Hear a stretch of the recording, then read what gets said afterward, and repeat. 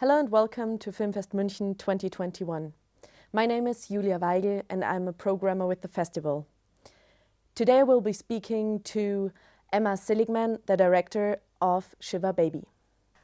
Hi Emma, I would love to talk obviously about Shiva Baby, but the first question that I would love to ask you is it was a short film and then you turned it into a feature, into your first feature.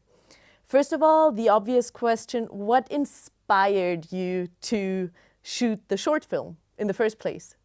I was interested in a young woman having to confront two different versions of herself and trying to upkeep both of them, which I think, for Danielle and for me and for a lot of people, those two biggest anxieties are my sex life and my family life, and sort of this clash of independence and thinking you're so independent because of your sexuality, but if you're in my case or Danielle's case, you're definitely not, because your parents are still paying for your life and your education. Then obviously the short film was already a big success.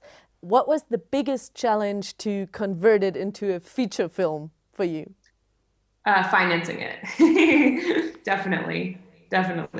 It was impossible, as it is for every single first-time filmmaker. It seems like, there's the lucky ones that get picked because they've made a bunch of wonderful shorts or whatever. I mean, even then, it's obviously extremely difficult. You already talked about it, that Rachel was a part of the process as well. I was going to talk about the cast and especially Danielle, well, Rachel, who plays Danielle. Like, how much of you is actually in your protagonist, Danielle?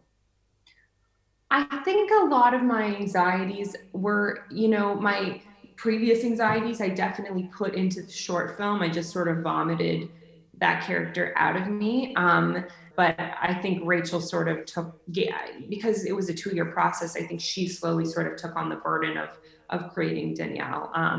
So it was a shared process with her.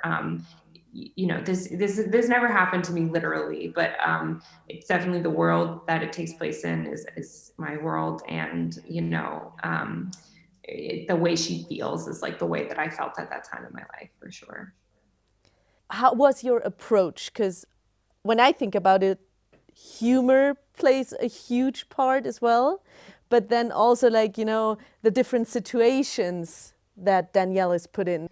I never worried that it was not going to be funny. I knew it was going to be a comedy. I was always worried about grounding it and having people actually care for the characters and be nervous and be anxious that, she wasn't going to be okay.